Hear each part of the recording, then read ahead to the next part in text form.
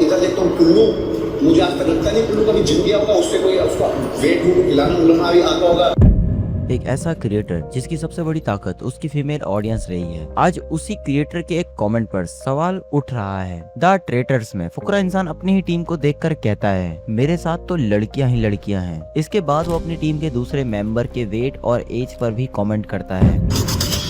मेरे साथ तो लड़कियां ही लड़कियां हैं और एक अंश भाई है, अंश भाई तो वैसे सुपर फिट है। और इधर देखता हूँ कुल्लू, मुझे आज तक लगता नहीं कुल्लू कभी जिम गया होगा, उससे कोई उसका वेट वूट हिलाना उलाना भी आता होगा। फिर मैं देखता हूँ मेरी टीम में शेफ सर आ गए। 28 इयर्स की एज में 56 इयर्स का एड्रेनलिन रश में फर्क तो होगा ना, पावर में फर्क।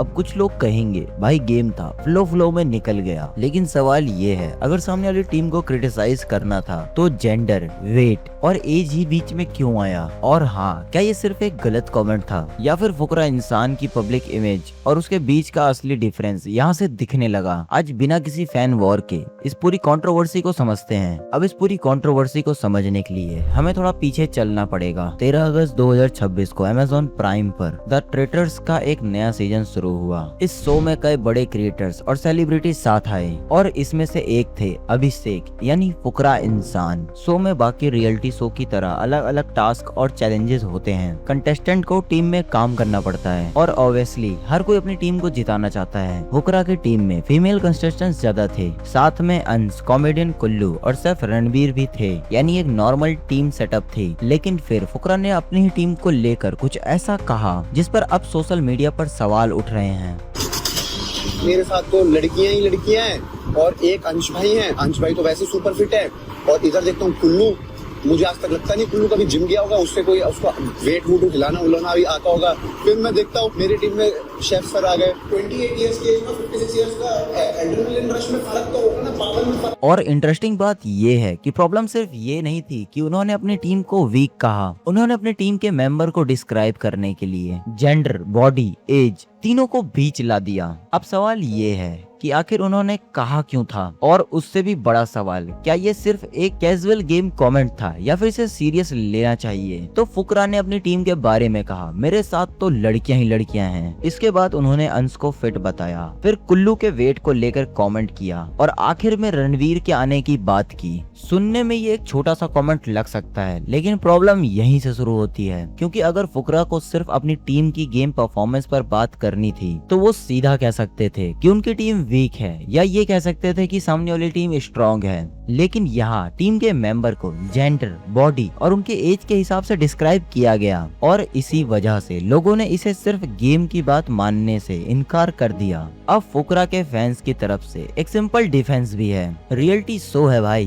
गेम और प्रेशर था, फ्रस्ट्रेशन में कुछ भी निकल जाता है और ये बात पूरी तरह इग्नोर भी नहीं की जा सकती। रियलिटी शो में कंपटीशन और प्रेशर दोनों होता है। जीतने की कोशिश में कंटेस्टेंट कभी कभी ये बात बोल देते हैं जिसे बाद में वो खुद भी सही नहीं मानते। लेकिन दूसरी तरफ सवाल ये है, क्या फ्रस्ट्रेशन किसी के जेंडर, वेट या एज पर कमेंट करने को सही बता देता है? और यहाँ से ये सिर्फ एक गेम मोमेंट नहीं रहा और ये बन जाता है एक क्रिएटर की अकाउंटेबिलिटी का सवाल। लेकिन इस पूरी बात को लेकर एक और चीज ध्यान देने वाली है। फुकरा के फैंस का कहना है कि किसी के एक कमेंट से उसके पूरे कैरेक्टर को डिफाइन नहीं किया जा सकता और ऑनेस्टली ये बात सही है। किसी रियलिटी शो में कही गई एक लाइन को सुनकर किसी को तुरंत बैड पर्सन कहना भी सही नहीं होगा। लेकिन दूसरी तरफ क्रिटिसिज्म करने वालों का सवाल भी सिंपल है, अगर ये सिर्फ गेम था तो क्रिटिसिज्म सिर्फ गेम तक ही क्यों नहीं रह गया? आप कह सकते हैं हमारी टीम वीक थी, हमारी स्ट्रेटेजी काम नहीं कर रही थी, दूसरी टीम ज्यादा स्ट्रॉन्ग थी। लेकिन जब किसी की एबिलिटी को उसके जेंडर, बॉडी या एज से जोड़कर बताया जाता है तो स्वाभाविक सी बात है लोग उस पर सवाल करेंगे और यही वजह है कि ये क्लिप इतनी डिस्कस हो रही है। फुकरा कोई नया क्रिएटर नहीं है, वो कई सालों से कैमरे के सामने है और लाखों लोग उसे फॉलो करते हैं और उनकी कही हुई छोटी सी बात भी बहुत सारे लोगों तक पहुंचती है। इसलिए लोगों की एक्सपेक्टेशन बाकी कंटेस्टेंट्स से थोड़ी ज्यादा हो सकती है। लेकिन यहाँ पर एक और सवाल आता है, क्या ये फुकरा का सिर्फ एक खराब मोमेंट था या फिर इससे पहले भी उनके आसपास ऐसी बहुत सी चीजें हुई जिसकी वजह से ये मोमेंट लोगों को बहुत ज्यादा सीरियस लगने लगा? और अगर ऐसा है तो हमें थोड़ा पीछे जाकर ये पूरी कहानी भी देखनी पड़ेगी। बिग बॉस के टाइम पर जब फुकरा इंसान और एल्विस यादव एक ही सीजन में थे, उस वक्त दोनों के बीच का कंपटीशन काफी चर्चा में था। और दोनों के फैन भी एक दूसरे को लेकर काफी एक्टिव रहते थे। इसी दौरान फुकरा के एक बड़े फैन पेज को लेकर भी कंट्रोवर्सी हुई। उस फैन पेज के एडमिन अन्नी पर एल्विस और उनकी सिस्टर को लेकर अपमानजनक ट्वीट करने के आरोप लगे। उन सारी बातों के स्क्रीनशॉट सोशल मीडिया पर सर्कुलेट हुए। अब यहाँ एक बात बहुत साफ है, किसी फैन की हरकत के लिए क्रिएटर को सीधा जिम्मेदार नहीं ठहराया जा सकता। अगर कोई फैन गलत चीज कर रहा है तो सबसे पहले जिम्मेदारी उसी की होती है। लेकिन कंट्रोवर्सी यहाँ इसलिए बढ़ी क्योंकि बाद में फुकरा इंसान और उस फैन पेज के एडमिन के बीच इंटरेक्शन हुआ। लोगों ने सवाल खड़ा किया, लोगों ने पूछा, अगर आपको पता था कि आपके किसी फैन की ऑनलाइन एक्टिविटी इतनी गलत हो सकती है तो क्या आपको उससे दूरी बनानी चाहिए थी, या फिर क्रिएटर और उसके फैन के बीच का इतना कनेक्शन होना ही काफी नहीं है कि क्रिएटर की भी जिम्मेदारी तय कर दी जाए। यही पॉइंट इस पूरे मामले को और स्ट्रॉन्ग बना देता है, क्योंकि यहाँ भी सवाल किसने कहा था का नहीं रहता। एक क्रिएटर अपने सबसे अग्रेसिव फैन बिहेवियर के लिए कितनी अकाउंटेबिलिटी ले सकता है। और अब अगर इस पूरे विवाद को उस शो वाले इंसिडेंट्स के साथ रखकर देखें तो लोगों को एक पैटर्न दिखाई देने लगेगा, लेकिन पार्टनर और कैंडिडेट्स में फर्क होता है। लेकिन अगला सवाल ये है, क्या इन दोनों घटनाओं को जोड़ना सच में सही है? तो क्या द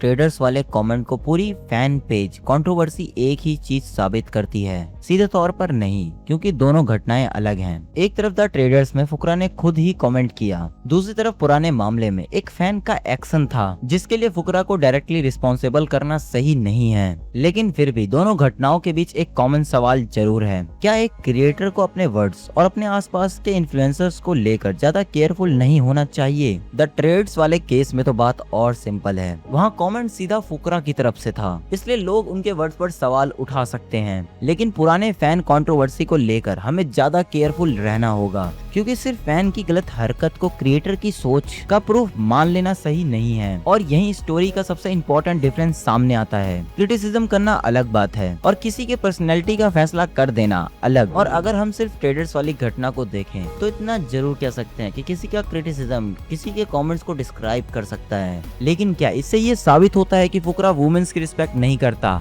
नहीं। देखो फिर आते हैं उसी पुराने सवाल पर, क्या फुकरा इंसान का वो कमेंट सिर्फ एक फ्रस्ट्रेशन था? मेरे हिसाब से किसी के एक कमेंट पर उसकी पर्सनैलिटी का फैसला नहीं किया जा सकता। लेकिन हाँ, कमेंट और क्रिटिसिज्म करना बिल्कुल वैलिड है, क्योंकि गेम में जीतना इंपॉर्टेंट हो सकता है, लेकिन किसी के जेंडर, एज, इन सब चीजों पर कमेंट करना भी गलत है। और जब बात एक ऐसे इंसान की आती है जो इतना बड़ा इन्फ्लुएंसर है तो उसे हर एक वर्ड सोच समझ कर बोलना चाहिए।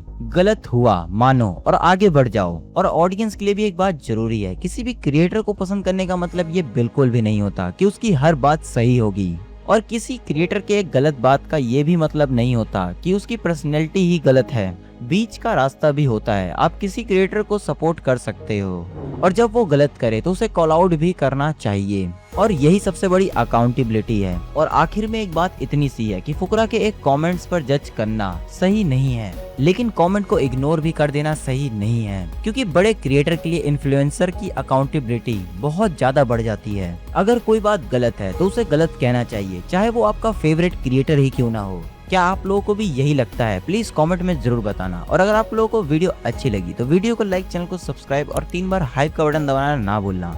धन्यवाद।